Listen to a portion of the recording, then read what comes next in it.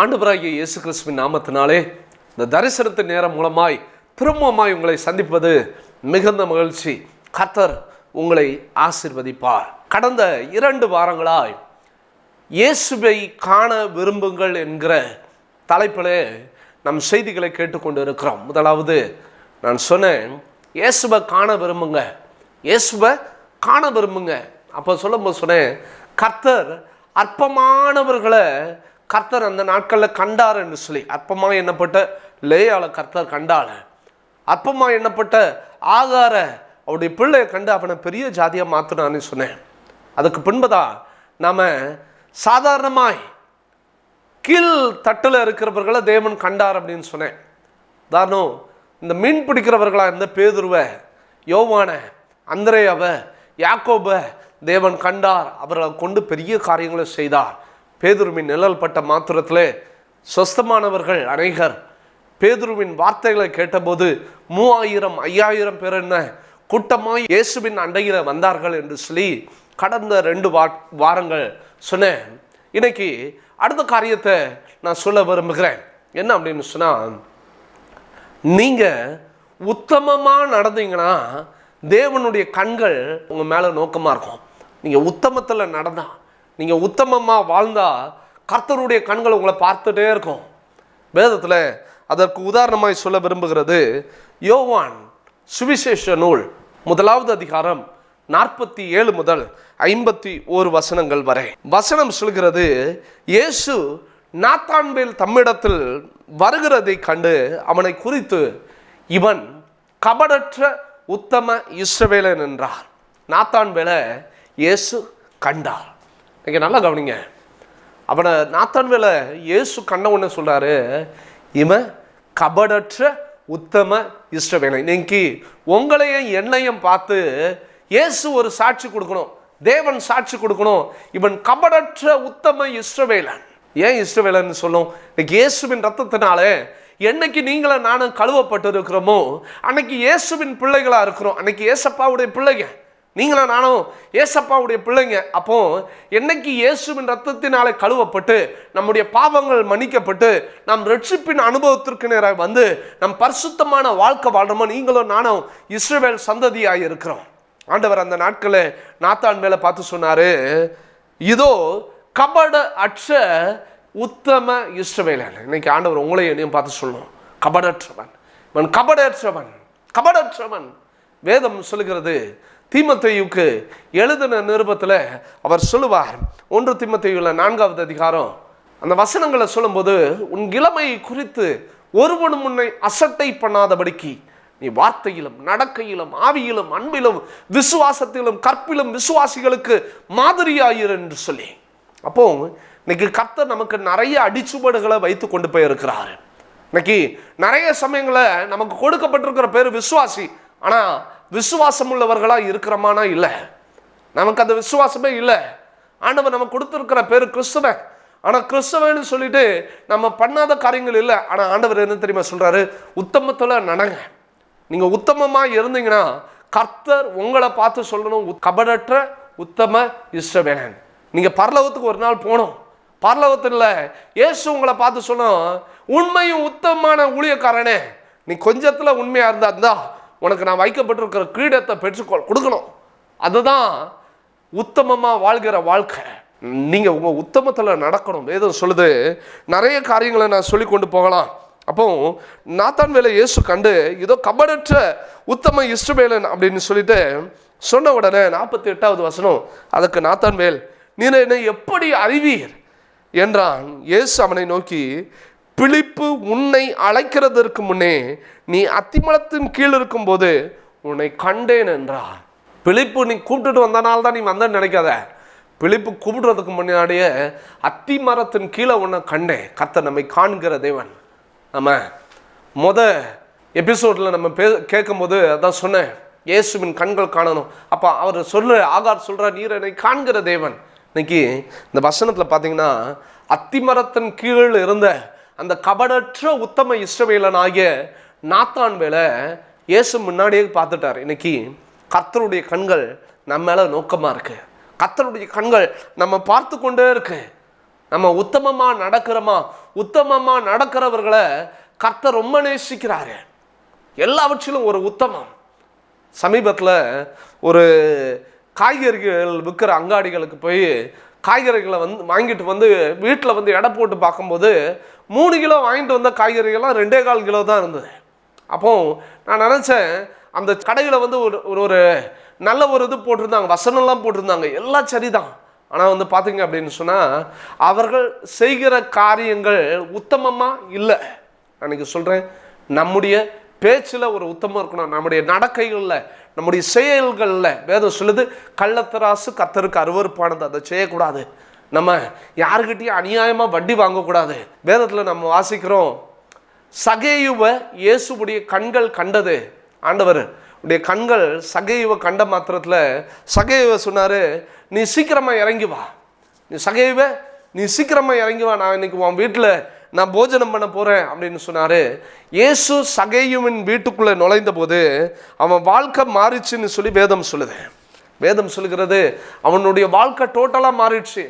சகேயு சொன்னார், ஆனால் இயேசுவை நான் யாருக்கிட்டையாவது அநியாயமாக வாங்கியிருந்தேன்னு சொன்னால் அதை நாளை தனியாக நான் திரும்ப கொடுத்துறேன். அப்போது ஆண்டவர் சொல்கிறாரு, லூக்கா 19வது அதிகாரம் 9வது வசனம், அவர் சொல்கிறாரு 8வது வசனத்தில், சகேயு நின்று கர்த்தரை நோக்கி, ஆண்டவரே, என் ஆசிகளில் பாதியை ஏழைகளுக்கு கொடுக்கிறேன். நான் ஒருவனிடத்தில் அநியாயமாய் வாங்கினது உண்டானால் அது நாள துணியாய் திரும்ப செலுத்துகிறேன் என்றான். இயேசு அவனை நோக்கி, இன்றைக்கு இந்த வீட்டுக்கு ரட்சிப்பு வந்தது, இவனும் ஆபிரகாமுக்கு குமாரனாய் இருக்கிறானே. இழந்து போனதை தேடவும் ரட்சிக்கவுமே மனுஷகுமாரன் வந்து இருக்கிறார் என்றான். எனக்கு நல்லா கவனிங்க, இயேசுவுடைய கண்கள் அன்னைக்கு அத்திமரத்தின் கீழே, இந்த வசனம் சொல்லுகிறது பார்த்தீங்களா, அத்திமரத்தின் கீழே உன்னை கண்டேன். ஆனால் இங்கே 19வது அதிகாரம், லூக்கா 19வது அதிகாரம் 3வது வசனத்தை நீங்கள் வாசிங்க அப்படின்னு சொன்னால் 3-4 வசனங்களை, இயேசு எப்படிப்பட்டவரோ என்று அவரை பார்க்க வகை தேடினார். அவன் குள்ளனானபடியினால் ஜனக்கூட்டத்தில் அவனை காணக்கூடாமல் அவர் போகும் வழியில் முன்னாக ஓடி அவரை பார்க்கும்படி காட்டத்தி மரத்தில் ஏறினான். காட்டத்தி மரத்தில் ஏறினவனை இயேசு கண்டாரு. அத்திமரத்தின் கீழே, இந்த வசனம் சொல்லுது, அத்திமரத்தின் கீழே இருந்த நாத்தான் மேலே இயேசு கண்டாரு. இன்னைக்கு இயேசுவின் கண்கள் கண்ட மாத்திரத்தில் வாழ்க்கை மாறுது. இன்னைக்கு வேதம் சொல்லுது, அன்னைக்கு எப்படி அந்த சகேயுடைய வாழ்க்கை டோட்டலாக மாறிச்சோ அதே போல் இன்னைக்கு அவர் சொல்கிறாரு, இன்னைக்கு இந்த வீட்டுக்கு ரட்சிப்பு வந்தது. என்னைக்கு ரட்சிப்பு வருதோ அப்போ அந்த வீட்டுக்குள்ளே பார்த்தீங்க அப்படின்னு சொன்னால் உத்தமம் வந்திருக்கும், உத்தமமாக நடக்கிற காரியங்கள் வந்திருக்கும். அவன் எல்லாவற்றிலும், நான் விசுவாசிக்கிறேன், சகேயு பிற்காலத்தில் எல்லாவற்றிலும் உத்தமமாக நடந்துருப்பார். அவர் ஒரு கேரக்டர். இந்த நாத்தான் வேலை பார்த்தோன்னா ஆண்டவர் சொல்கிறாரு, கபடற்ற உத்தம இஸ்ரவேலன். இன்னைக்கு ஊழியத்தில் உண்மை, அநேக ஊழியக்காரர்கள் எங்களோடு கூட பிரயாணம் பண்ணுவார்கள். அப்போ கர்த்தர் இந்த ஊழியத்தின் பாதையில் எனக்கு கொடுக்குற காணிக்கைகளை அந்த பாஸ்டர்ஸ்க்கு நான் பிரித்து கொடுப்பேன்.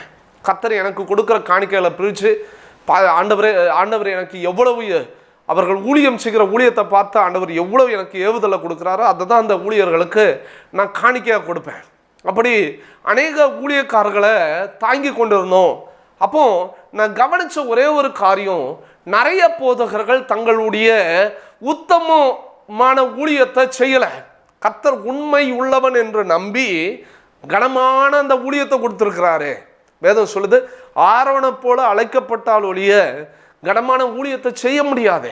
அப்போ இந்த கனமான ஊழியத்தை கொடுத்துருக்கிறாரு, ஆனால் ஊழியத்தில் உண்மையே கிடையாது. நிறைய ஊழியக்காரர்கள் எங்களோடு கூட பிரயாணம் செஞ்ச ஊழியக்காரர்களில் நிறைய பேர் உண்மை இல்லை, பணத்தை பார்த்த ஒன்று ஓடினாங்க. நான் சொல்கிறேன், இன்னைக்கு வர கிட்டத்தட்ட 120 கிராமங்களுக்கு மேலே ஊழியங்கள் நடைபெற்று கொண்டு இருக்கு. அநேக கிராமங்களில் ஊழியம் செய்கிற போதர்கள் கிராமத்தில் மரத்தடியில் தான் ஊழியம் செய்கிறாங்க. இந்த 120 கிராமங்களையும் எங்கேயே சபை கிடையாது. எங்களுக்கு மாத்திரம்தான் சபை இருக்குது.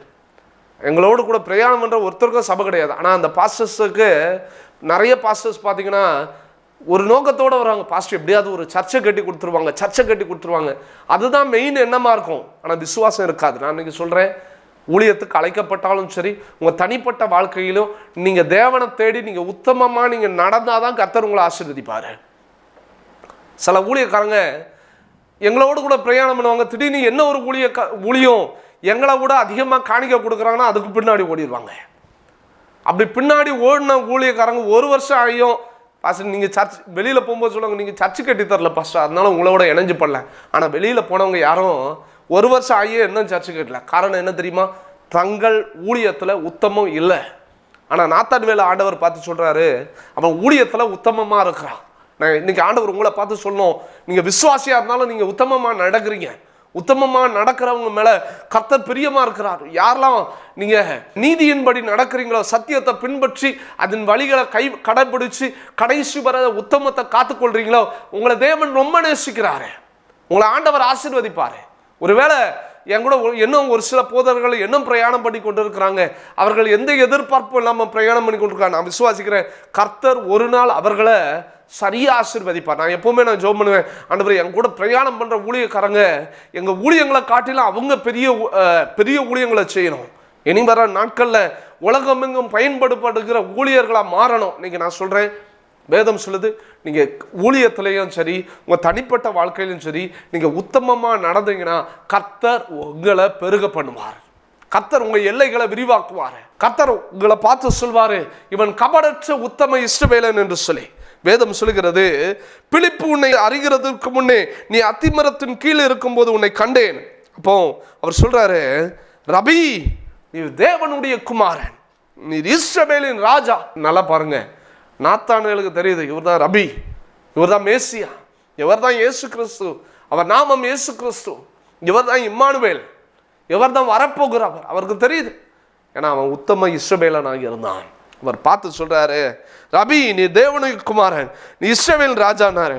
இயேசு அவனுக்கு பிரதியுத்தரமாக, அத்திமரத்தின் கீழே உன்னை கண்டேன் என்று நான் உனக்கு சொன்னதுனாலேயா விசுவாசிக்கிறாய் அப்படின்னு சொல்லி, இதனிலும் பெரிதானவைகளை காண்பாய். இன்னைக்கு நல்லா கவனிங்க, இயேசுடைய கண்கள் உங்களை கண்டதுன்னு சொன்னா இதனிலும் பெரிதானவைகளை பார்ப்பீங்க. இப்பொழுது இருக்கிறத பார்க்கலாம், பெரிதானவைகளை பார்ப்பீங்க. வேதம் சொல்லுது, இதனிலும் பெரிதானவைகளை காண்பாய். பின்னும் அவர் அவனை நோக்கி, வானம் திறந்திருக்கிறதையும் தேவதூதர்கள் மனுஷகுமாரனிடத்தில் ஏறுகிறதையும் இறங்குகிறதையும் நீங்கள் இது முதல் காண்பீர்கள் என்று மெய்யாகவே மெய்யாகவே உங்களுக்கு சொல்லுகிறேன். இங்க நான் சொல்றேன், நீங்க உத்தமமா நீங்க நடந்தீங்கன்னா கர்த்தர் உங்களோடு கூட தரிசனத்துல பேசுவாரு. கர்த்தர் உங்களுக்கு நடக்க போகிற காரியங்களை உங்க கண்களில் காண்பிப்பாரு. கர்த்தர் உங்களை கொண்டு செய்கிற காரியங்கள் பயங்கரமா இருக்கும். வேதம் சொல்லுகிறது, அவர் அன்னைக்கு நாத்தான் வேலை பார்த்து சொல்றாரு, எப்பா இதுவரைக்கும் பார்க்கிற காரியம் இல்லையா, நீ உத்தமத்துல நடந்துட்டு இருக்கிற, இதை விட நீ பெரிதானவைகளை பார்ப்ப, இதை விட பெரிதானவைகளை பார்ப்ப. நான் சொல்றேன், இதை விட பெரிதானவைகளை கர்த்தர் உங்க ஊழியத்துல காண செய்வார். இதை விட பெரிதானவைகளை கர்த்தர் உங்க குடும்பத்துல காண செய்வார். ஆனா ஒரே ஒரு காரியம், உத்தமமா நடக்கணும். வேதம் சொல்லுகிறது, சங்கீதம் 139வது அதிகாரத்தில், சங்கீதம் 139வது அதிகாரம் 7-8 வசனங்கள்ல அந்த வசனம் சொல்லுகிறது, உம்முடைய ஆவிக்கு மறைவாக எங்கே போவேன், உம்முடைய சமூகத்தை விட்டு எங்கே ஓடுவேன், நான் வானத்திற்கு ஏறினாலும் நீர் அங்கே இருக்கிறீர், நான் பாதாளத்தில் படுக்கை போட்டாலும் நீர் அங்கேயும் இருக்கிறீர். இன்னைக்கு வேதம் என்ன தெரியுமா சொல்லுது, ஒருவேளை நீங்க உங்க உத்தமத்துல நடக்காம நீங்க இஷ்டப்படி நடந்தீங்கன்னா ஆண்டவருக்கு என்னையா தெரிய போகுது. இங்க நிறைய பேர் என்ன தெரியுமா எண்ணம், ஆண்டவர் எங்க பார்த்துட்டு இருக்கிறாரு. நம்ம நிறைய பேர் சொல்லுவாங்க, நிறைய வாலிபா பசங்க கிட்ட பேசும்போது சொல்லுவாங்க, அங்க எங்க அப்பாவே ரட்சிக்கப்படும் போது 45 வயசுல தான் ரட்சிக்கப்பட்டாரு. அப்ப நானும் பின்னாடி நான் இப்போ செய்ய வேண்டியெல்லாம் செஞ்சுட்டு 45 வயசுல ரட்சிக்கப்பட்டா ஓகே, ஆண்டவர் ரட்சிச்சிருவாரு. நான் சொல்றேன், அப்போ ஒன்னே ஒரு காரியம் சொல்வேன், அப்பா இப்போ நடந்து போகும்போதே மரணம் எப்போ வருதுன்னு யாருக்குமே தெரில. ஒருவேளை இந்த வேளை உன் மரணம், நீ நடந்து போகும்போது மரணம் வந்ததுன்னா என்ன பண்ணுவேன்? ஏன்னா வேதமோ இந்த வசனத்துல சொல்லுது, உம்முடைய ஆவிக்கு மறைவாக எங்கே போவேன். கர்த்தருடைய ஆவிக்கு மறைவாக நீங்க எங்கேயும் போக முடியாது. நீங்க உத்தமத்துல நடக்காம பாவத்துக்குள்ள நடந்து நீங்க எங்க போக முடியாது. வேதம் சொல்லுது, உம்முடைய சமூகத்தை விட்டு நான் எங்க ஓடுவேன், எங்கேயும் ஓட முடியாது. எந்த இடத்துக்கு போனாலும் கர்த்தருடைய சமூகத்துக்கு முன்னாடி வந்துருங்க. இன்னைக்கு கர்த்தருடைய சமூகத்தை நீங்க தேடினாதான் கர்த்தர் உங்களை ஆசீர்வதிக்க முடியும். கர்த்தருடைய கண்கள் உங்களை காணணும்னா நீங்க கர்த்தருடைய சமூகத்தை தேடுறவர்களா மாறணும். அதுதான் முக்கியம். கர்த்தர் உங்களை உயர்த்துவார். உத்தமத்தில் நடந்தீங்கன்னா வேதம் இந்த வசனத்தை தொடர்ந்து சொல்லுகிறது, நான் வானத்திற்கு ஏறினாலும் நீர் அங்கேயும் இருக்கிறேன், நான் பாதாளத்தில் படுக்கையை போட்டாலும் நீர் அங்கேயும் இருக்கிறேன். நீ வானத்து மேலே ஏறினாலும் இயேசு அங்கேயே இருக்கிறாரு. வேதத்தில் நமக்கு எல்லாருக்கும் தெரிஞ்ச பகுதி தான். ஏசாயெல்லாம் நம்ம வாசிப்போம். ஒருத்தர் சொன்னார், நான் வானத்திற்கு ஏறுவேன், வானத்திற்கு மேலே என் சிங்காசனத்தை உயர்த்துவேன்னாரு. பாதாளத்துக்குள்ளே தள்ளப்பட்டார் லூசிஃபரை. இன்னைக்கு நான் சொல்கிறேன், என்னைக்கு நான் உயர்வேன், நான் மேலே மேலே நான் உயர உயர உயர பறப்பேன்னா ஆண்டவர் ஒரு நாள் தள்ளி போட்டுருவாரு. வேதம் சொல்லுது, உத்தமமாக நடங்க, உத்தமமாக நடங்க. உத்தமமாக நடந்தீங்கன்னா கர்த்தர் உங்களை ஆசீர்வதிப்பார். உங்களுடைய செயல்களில் உத்தமம் இருக்கட்டும். எல்லாவற்றிலும் நீங்கள் செய்கிற காரியங்கள், நீங்கள் எந்த காரியங்களை செஞ்சாலும் அநியாயமாக வட்டி வாங்காதுங்க, அது பாவம், அதெல்லாம் செய்யாதுங்க. நிறைய காரியங்கள் இருக்கு. வேதத்தை புரட்டி நம் செய்கிற காரியங்கள் நிறைய இருக்கு. வேதம் சொல்லுகிறது, சங்கீதத்தில் 15வது அதிகாரம் 2வது வசனம் சொல்லுகிறது, உத்தமமாய் நடந்து நீதியை நடப்பித்து மனதார சத்தியத்தை பேசுகிறவன். என்ன பாஸ்டர் மொட்டையா சொல்றீங்க? நான் கிளியரா உங்களுக்கு சொல்றேன். வசனம் சொல்லும், கர்த்தாவே யார் உம்முடைய கூடாரத்தில் தங்குவான், யார் உம்முடைய பரிசுத்த ஸ்தலத்தில் வாசம் பண்ணுவான். இன்னைக்கு வேதம் சொல்லுது, யார ஆண்டவருடைய பரிசுத்த ஸ்தலத்துல, யார் தேவனுடைய கூடாரத்துல தங்குவான் தெரியுமா? உத்தமமா நடந்து. எப்படி நடந்து? உத்தமமா நடந்து. இன்னைக்கு நான் சொல்றேன், நீங்க உத்தமமா நடக்காம பாவத்திற்கும் துன்மார்க்கத்துக்கும் நேரா போனீங்கன்னா வேதம் சொல்லுகிறது, பாவத்தின் சம்பளம் மரணம். ரோமர் 6:23, ரோமர் 3:23 இந்த வசனங்கள்லாம் வாசிங்க அப்படின்னு சொன்னா வேதம் சொல்லுது, எல்லோரும் பாவம் செய்து தேவ மகிமையற்றவர்களாகி. என்னைக்கு பாவத்தை நீங்க துணிகரமா செய்றீங்களோ தேவனுடைய மகிமையை இழந்து போயிருவீங்க. தேவனுடைய மகிமை உங்களை விட்டு விலகி போயிடும். ஆண்டவர் உங்களை பார்த்து சொல்ல மாட்டாரு, நீ உத்தமமா நடந்தன்னு சொல்ல மாட்டாரு. பரலோகத்துக்குள்ள நீங்க போக முடியாது.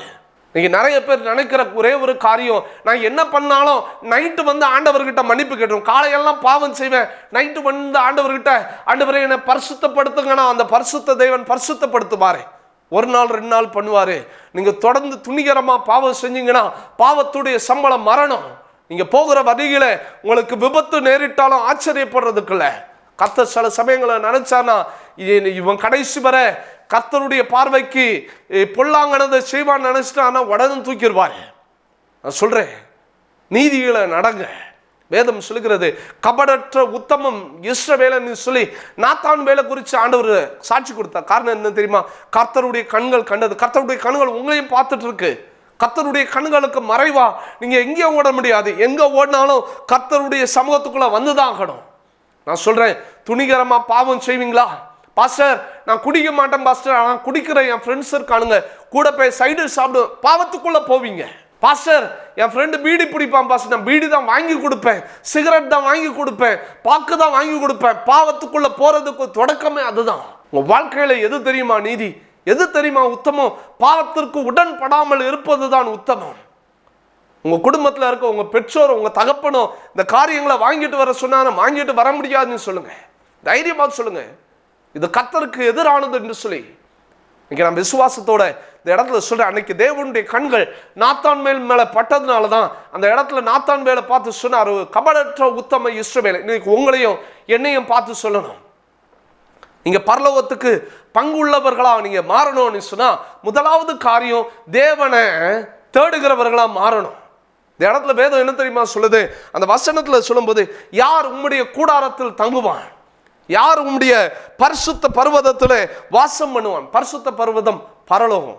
நீங்க பரலோகத்துக்குள்ள வாசம் பண்ணணும்னா முதலாவது உங்க உத்தமமா நீங்க நடங்க, நீதிமான நடங்குங்க.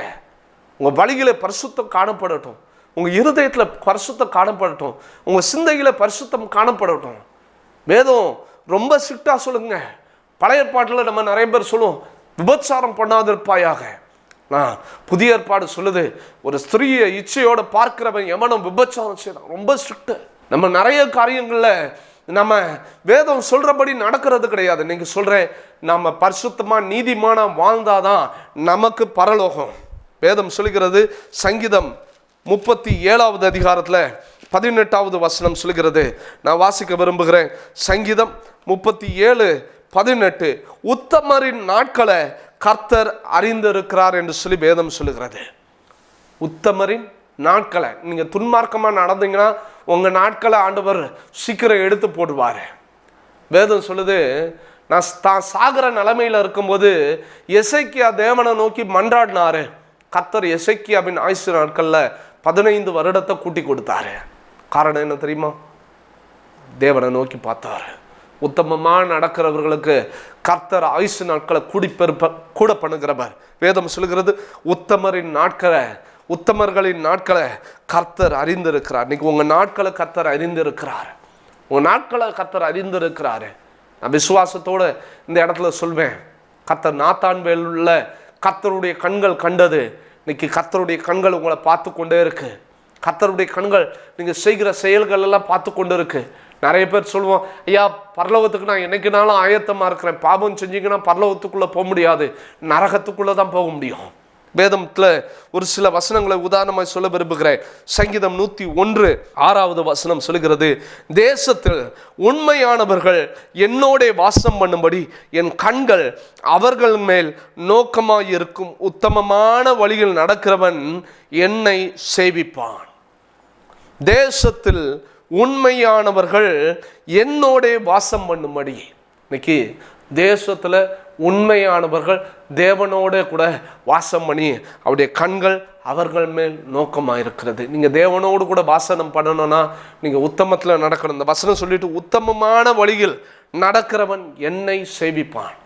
இன்னைக்கு துன்மார்க்கனான வழியில நடந்தீங்கன்னா என்னதான் போய் கர்த்தாவே கர்த்தாவேன்னு சொல்லி நீங்க தேவனை நீங்க பிரைஸ் பண்ணாலும் அந்த இடத்துல வரமாட்டாரு. வேதத்தின்படி நடக்காம நிறைய காரியங்கள் நடந்து கொண்டு இருக்கு, வருத்தத்தை அளிக்குது. நீங்க நல்லா கவனிச்சு பாருங்க. அவிசுவாசிகள் ஒரு கோயிலுக்குள்ள போறாங்கன்னா, ஒரு அவிசுவாசி தங்களுடைய கோயில்களுக்குள்ள போகும்போது செருப்பை கலட்டி வெளியில வச்சுட்டு போறாங்க, நீட்டா ட்ரெஸ் பண்ணிட்டு போறாங்க, லெகின்ஸ் போட மாட்டாங்க. இன்னைக்கு சபைக்குள்ள அது பெருகிட்டு இருக்கு. இன்னைக்கு சபைக்குள்ள பரிசுத்த ஸ்தலத்துக்குள்ள வந்ததுக்கு அப்புறமும் என்ன ஷூவை போட்டு ஆராதிக்கிற ஊழியக்காரர்களும் இருக்கிறாங்க, ஆராதிக்கிற விசுவாசிகளும் இருக்கிறாங்க. இன்னைக்கு சத்தியத்தின்படி நடக்கிறோமா? இல்லை. உங்க உத்தமத்துல நடங்க, வேதம் சொல்லுகிறபடி நடங்க. இன்னைக்கு நான் ஒரே ஒரு கேள்வி கேட்பேன், இன்னைக்கு நம்ம ஷூவை போட்டுட்டு நம்ம படுக்கிற பெட்டுல குதிப்போமா? குதிக்க மாட்டோம். ஆனா சபைக்குள்ள துணிகரமா ஷூவை போட்டுட்டு வரோம். யார் அதுக்கு பதில் அளிக்க கூடும்? தேவன் சொல்ற, உத்தமமா நடங்க, உத்தமமா நடங்க. வேதம் என்ன சொல்லியிருக்கோ அதன்படி நடங்க. இன்னைக்கு நிறைய காரியங்களை சொல்லி கொண்டு போகலாம். சபையில குத்துகள் கும்பாளங்கள், இதை கர்த்தர் விருப்பப்படல. தேவன் வாசம் பண்ணுகிற ஆராதனையை தான் தேவன் விருப்பப்படுறாரு. ஆண்டவரை நீங்க ஆராதிக்கும் போது கர்த்தரும் தேவனுடைய தூதர்களும் இறங்கி வரணும். அதுதான், அதுல தான் ஆண்டவர் பிரியப்படுற ஆராதனை. அப்படிப்பட்ட ஆராதனை தான் இன்னைக்கு ஆராதனைகள் மாறிக்கொண்டே போகுது. இன்னைக்கு கர்த்தர் அதை அருவருக்கிறார். நீங்க அதை பின்பற்றி போவீங்களானா ரொம்ப கஷ்டம். இன்னைக்கு வேதம் உங்களுக்கு சொல்றபடி உங்களுடைய வாழ்க்கையை நடத்துங்க. நாத்தான்வேலை பார்த்து ஆண்டவர் சொன்னாரு, இதோ கபடற்ற உத்தம இஸ்ரவேலன்னு சொல்லி. இன்னைக்கு உங்களையும் பார்த்து சொல்றாரு. இன்னைக்கு ஆண்டவர் உங்களையும் பார்த்து சொல்லணும், சாட்சி கொடுக்கணும். இவன் உண்மையும் உத்தமமான ஊழியக்காரன், இவன் கொஞ்சத்துல உண்மையாக இருந்தான், இவனை நான் அநேகத்துல ஆசீர்வதிப்பேன்னு ஆண்டவர் சொல்லணும். உங்களை குறித்து சாட்சி கொடுக்கிற வாழ்க்கை நீங்க வாழணும். வேதத்துல நான் கடைசியா சொல்லி முடிக்கிற ஒரு 2 வசனங்கள். நீதிமொழிகள் 20வது அதிகாரம் 7வது வசனம் சொல்லுகிறது, நீதிமான் தன் உத்தமத்திலே நடக்கிறான். நீதிமான் தன் உத்தமத்திலே நடக்கிறான். நீங்க நீதிமானா இருக்கீங்கன்னா உத்தமத்துல நடங்க. நீதிமான் தான் உத்தமத்துல நடக்க முடியும். உத்தமமாக நடக்கிறவன் தான் நீதிமான். வேதம் சொல்லுகிறது, யாக்கோபு 1வது அதிகாரம் 12வது வசனத்துல, சோதனையை சகிக்கிற மனுஷன் பாக்கியவான், அவன் உண்மையுள்ளவன் என்று கர்த்தர் அறிந்த பின்புதான், அவன் உத்தமன் என்று கர்த்தர் அறிந்த பின்புதான் அவனுக்கு கர்த்தர் வைத்திருக்கிற ஜீவ கிரீடத்தை பெறுவான். நீங்க உத்தமமா நடந்தீங்கன்னா தான் உங்களுக்கு ஜீவ கிரீடம். இல்லாட்டு எரிகிற அக்கினிக்கு நேரம் ஆண்டவர் உங்களை தள்ளி விட்டுருவாரு. ஆண்டவர் நீங்க உங்களை பார்த்து சொல்லணும், கர்த்தருடைய கண்கள் உங்களை பார்த்து சொல்லணும், இவன் உத்தமமான ஊழியக்காரன், இவன் உத்தம இஸ்ரவேலன், கபடற்ற உத்தம இஸ்ரவேல். கர்த்தர் உங்களை குறித்து சாட்சி கொடுக்கணும். கண்களை மூடி ஜெபிக்கலாம். நல்ல பிதாவே, இந்த நல்ல வேலைக்காய் நாங்கள் நன்றி செலுத்துகிறோம். ஆண்டவரே, இதோ அன்னைக்கு நாத்தான் வேலை பார்த்து சொன்னீங்க கபடற்ற உத்தம இஸ்ரவேலன்னு சொல்லி, அவரை பார்த்து நீங்க சாட்சி கொடுத்தீங்க. ஆண்டவரே, இன்னைக்கு நாங்களும் எங்க உத்தமத்தில் நடக்க கர்த்தர் கிருபை செய்யுங்க. உம்முடைய வசனம் சொல்லுகிறது, நீதிமான் தன் உத்தமத்திலே நடக்கிறான்னு சொல்லி நாங்களும் நீதிமானாய் இருந்து எங்கள் உத்தமத்தில் நடக்க கர்த்தர் கிருபை செய்யுங்க. ஆண்டவரே, எங்களை ஒரு நாள் நீங்கள் மேகம் மீதில் வருவீங்க, பிரதான தூதனுடைய சத்தத்தோடும் தேவ எக்காலத்தோடும் நீங்கள் வானத்திலிருந்து நீங்கள் வருவீங்க. நாங்கள் கிறிஸ்துவுக்குள்ளே நாங்கள் முதலாவது எழுந்திருப்போம். ஆண்டவரே, அன்னைக்கு எழுந்து வரும்போது நீங்கள் எங்களை பார்த்து சொல்லணும், ஐயோ கபடற்ற உத்தம இஸ்ரவேல, இவன் உத்தமமாக நடந்தான், உண்மை உத்தமன்னு ஊழியக்காரனே, நீ கொஞ்சத்தில் உண்மையாக இருந்தா அநேகத்துக்கு அதிபதியாக உன்னை மாற்றும், உனக்கு நீ வச்சிருக்கிற ஜீவ கிரீடத்தை பெற்றுக்கொள்ளி நீங்கள் எனக்கு சாட்சி கொடுக்குற ஒரு பிள்ளையாக மாறணும். ஆண்டவரே, உம்முடைய கண்கள் என்ன நோக்கி கொண்டு இருக்க, உம்முடைய கண்கள் என்ன நோக்கி கொண்டு இருக்கிறனால நான் உத்தமத்தில் நடக்க எங்களுக்கு உதவி செய்யுங்க. ஆண்டவரே, நாங்கள் யாரெல்லாம் தான் பார்த்துட்டு இருக்காங்களோ அவங்க வாழ்க்கையில் ஒரு உத்தமம் காணப்பட, அவர்கள் உத்தமத்தில் நடக்க கர்த்தர் கிருபை செய்யுங்க. நீதிமான வாழ கர்த்தர் உதவி செய்யுங்க. அவங்க குடும்பத்தில் இருக்கிற சிறையிருப்பின் நாட்கள் முடிந்து போகட்டும். துன்பத்தை கண்ட வருஷங்கள் போதும், துன்பங்கள் எல்லாம் இன்பமாய் மாறட்டும். கர்த்தர் கூட இருந்து நீங்கள் பலப்படுத்துங்க, ஆசீர்வதிங்க, மேன்மைப்படுத்துங்க. எல்லா துதி கன மகிமை எல்லாம் நாங்கள் உமக்கே செலுத்துகிறோம். இயேசுவின் மூலம் ஜெபங்கள் நல்ல பிதாவே, ஆமேன் ஆமேன். நீங்கள் உங்கள் உத்தமத்தில் நடந்தீங்கன்னா கர்த்தர் உங்களை ஆசீர்வதிப்பார். God bless you. கர்த்தர் உங்களை ஆசீர்வதிப்பார். அன்பிற்குரியவர்களே, எங்களோடு நீங்கள் தொடர்பு கொள்ள pastor Princelin Mernaal, Christ for India church, எழுமையின் கோட்டூர், காஞ்சிபுரம். செல்போன் 9962226729.